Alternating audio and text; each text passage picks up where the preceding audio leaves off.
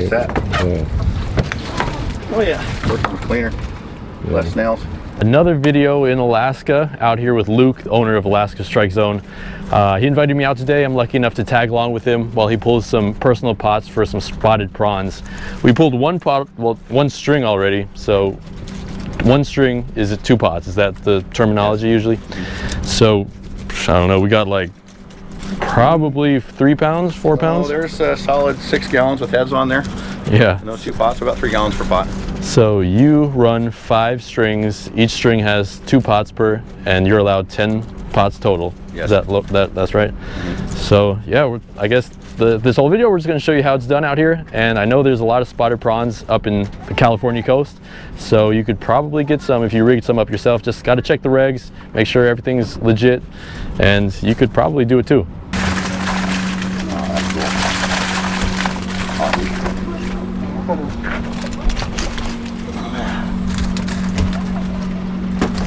I'm just going to walk you through the whole process. This is only the first string we're doing. We got 5 more to do, so there's a little bit to each thing and we'll go through it. But when you're going for the spotted prawns, like this is how they look, 2 spots on each side.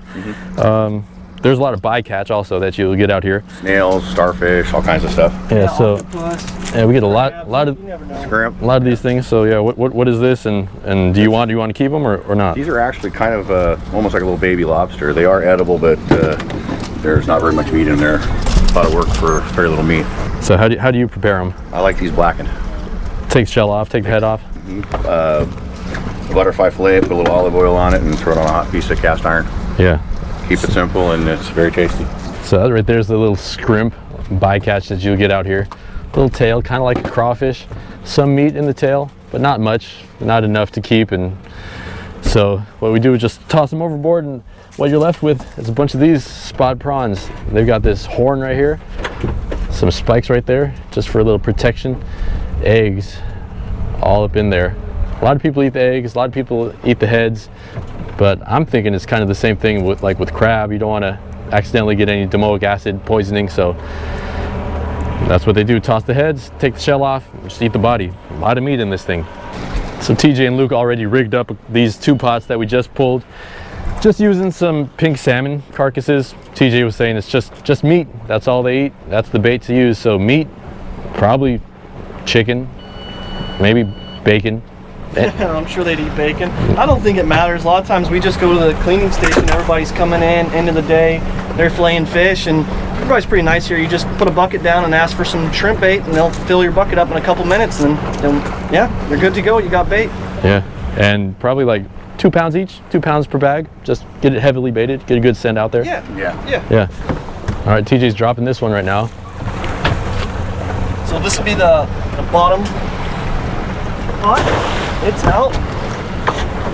It's gaining into the second one. We went with about a 70-foot distance between the bottom pot, and this would be considered the top pot.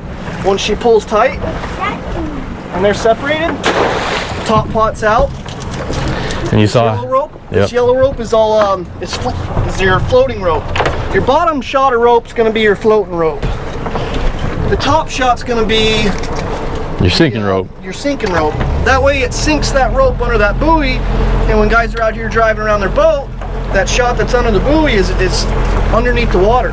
So your bottom layers you're floating, your top layers you're sinking. Yeah, and when the rope's coming out, you just want to stay clear of it. It's going to go out by itself. We got the boat in forward pretty much, and idle speed, slow speed, just goes out by itself. Doesn't get tangled as long as you put it on the boat nice and even. Yeah, just flake it out, coil it out, and just let it come out naturally. Look at that, that's just one string right there.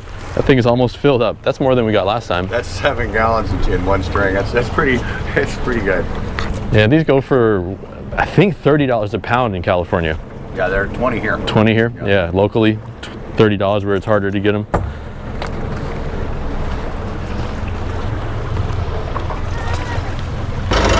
Pot number 3, string number 2.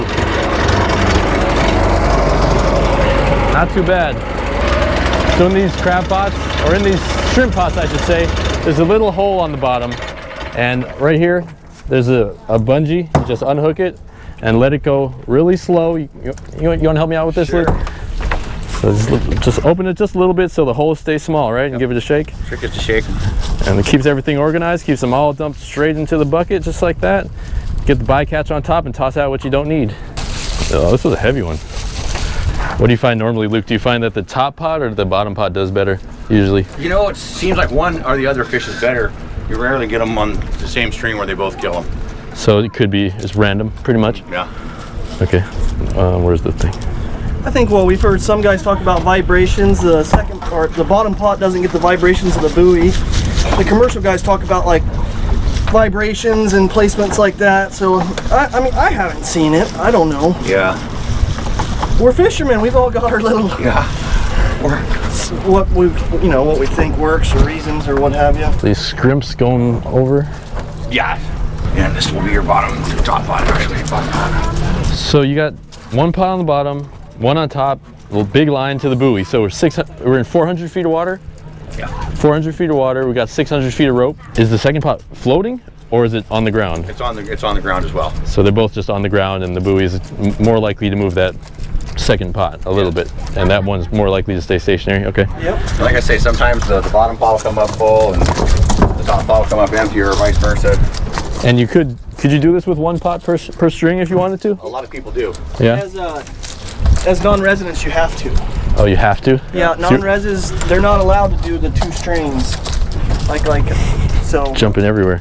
With these 39-inch pots, 2 of them to a string, as a resident fishing in this area right here, this particular area, yeah, this is about as efficient as you can do what we're doing. Yeah. I mean, look at that. This is only on 2 strings. You still got 3 more. 4 pots, yeah. We got. Do we have room? Six pots to go. Do we have room for them? It's a good problem if we don't. If we get 20 gallons with heads on, that'll be 10, 11 gallons with tails. How many pounds is that? 5 pounds per 1 gallon bag. 5 pounds per 1 gallon. 100 bucks a bag. That's how you got to look at it. At least. At least. I mean, obviously we're not selling them, but that's, with my time and fuel and everything coming out here, subsistence value, you've got to value them at $20 a pound. So that's TJ just pulled the bait straight through there, straight through the mesh, and he's just going to hook it on so it hangs right in the middle. Any strings, you don't want them covering your gate. You are fishing, so the last thing you want is to have stuff covering where the shrimp are going into the gate.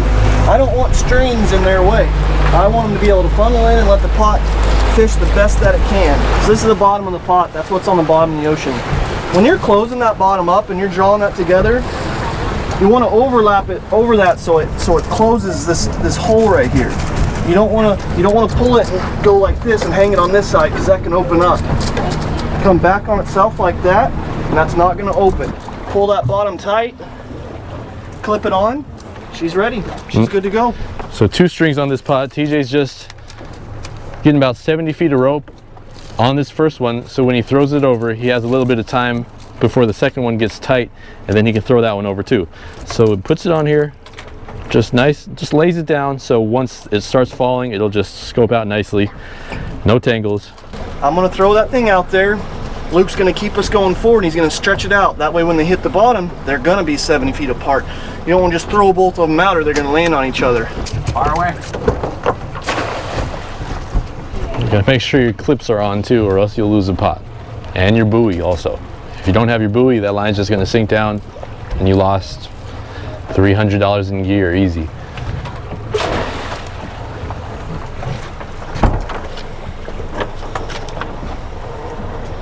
And as long as you laid it down, just bottom to top, it should go out nice and even. And we got a lot of shrimp here. They're jumping out. Where are we going to put the next ones? In the cooler? Yeah, we'll empty out a bucket. There you go. Take the rest up off the deck of it. Looks like there's another one in there. Is there? Yeah. Yeah, we'll get them out, let them go. Another bycatch out here. Don't need them. So this is Trey, Luke's son. He's out here shrimping with us. Doesn't come out here too often, right? Not too much. Yeah, not too much, but he's got an Instagram, and actually you should follow mine, Official Fisherman's Life. What's your Instagram? Trey Colbert. Trey Colbert. Any underscores, any dots, anything like that? Oh, the E in Trey is a 3. It's a 3. All right, so give him a follow. Trey Colbert. Yeah, you post any fishing videos or any fishing stuff or anything? Not just yet. Just personal life stuff? Mm-hmm. Cool. And this is pretty crazy. So after 10 pots, 5 strings, that's what we got. 2 5-gallon bucketfuls of spot prawns. one big old laundry basket full of them. So after those are headed, it's probably about 40 to 50 pounds and like $30 a pound. $30 a pound, 50 pounds, $1,500. $1,500 in an hour of prawns. What? Is that serious? That's crazy. And we're gonna eat them too, so stay tuned. Okay, well, that's pretty much how you do shrimping out here. Thank you for having me out here. You bet. Thanks for coming, man. Yeah, we've got a couple really good videos. First video, rockfish, you've probably seen it. The next one, we shot them and explained why that's probably more humane. Just knocks them out just like that. So if you haven't seen those videos, check them out. And we still got that salmon video, the salmon gravlax. That's gonna be delicious. But yeah, thanks again. We got this beautiful sunset out here. You know, if you come out here, you can't go on a shrimp charter like this. But if you contact Alaska Strike Zone, they've got six captains, right? Six captains. You can go out for lingcod, salmon, halibut. So yeah, thanks again, and that's about it. That's gonna wrap up this video. So yeah, Thanks for joining us. Aloha. all right. Man, I totally forgot I was gonna cook these things. I've got 3 of them today. It's the next morning, and there was a couple things that I forgot to show in the processing. So here's the shrimp right here. Here's the prawn. Now what you do when you have the head, you grab it from the other side and just twist. Try to keep as much meat on as you can. Now if you just leave them and freeze them as they are out of the ocean after you rinse them and clean them, they're gonna develop a black coating all over the shell, all up inside the shell. So the trick to get rid of that and to prevent that is to pour a top full of bleach into some water, stir it around, and then wash it really, really well. Just keeping my eye out for bears. I heard something in the background. I am in Alaska, and we've seen some black bears around here yesterday. One thing I tried when I got home, I tried it sashimi style. I tried it raw, and to me it was just really gooey after texture. Did you ever find that? Is there some way to prepare these spot prawns sashimi style that's good? I had it with soy sauce and wasabi, and it was still really gooey. Look at that. That's a big nice chunk of meat right there. So the first one, just plain basic simple salt. Oh Jesus, drop the freaking prawn. How often do I do that? How often do I do that? A little dirt never hurt. And put some butter in here, just some salt right here. Take this last little piece of grass off. Probably not even a minute on each side. I got the truck right behind the camera with the door open, just in case something runs up on me, I can run over to the door. So far, so good. Look at that. Didn't cook very long at all. Looks good to me. That looks damn good. Alright, it's probably super hot. Let me... Woo-wee! Wow. Damn! Oh my God! Oh! Jeez! There's so much flavor in this thing. This thing is so juicy. Holy moly! Damn! That was just one bite too. Wow! What?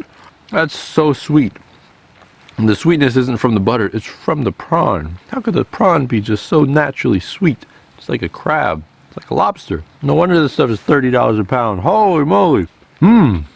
Really rich though, kind of. Like, it's so damn good, but I could probably only see myself eating about 10 of these. Damn, that's good though. Holy Jesus. Huh. Alright. That's 2 prawns right there. One is big, one is small. I wanted to actually try the difference between a small one and a big one. See if there's any taste difference. I really don't think so. I almost think now bigger is better. Does that not look delicious? Oh my gosh. That is so good. It smells so good. That blackened seasoning, it really is a good combination. And I have no idea if I'm doing this blackened seasoning thing correctly. I'm probably not at all. This is almost just the exact same way I cooked it before, but just with a little bit of seasoning. Look at those things. My goodness. Alright, try the big one first. It's dripping. That's not butter. That's juice from the prawns. My gosh. Huh. Thank you for watching. This has been an epic trip up to Alaska. Thank you again, Luke, for showing me how to do this. It's been a real honor. I might try this back home in California. Now that I know how to do this, I might try it with the butter boat. But wow, that's one of the best things I've ever tasted in my life. I know some people keep the head on. I know some people eat the eggs. So if you know any recipes like that, to make the most of that, the head and the eggs, please comment below and let me know so I can try it next time. Whew. I'm out of here. Made it out safe with no bears.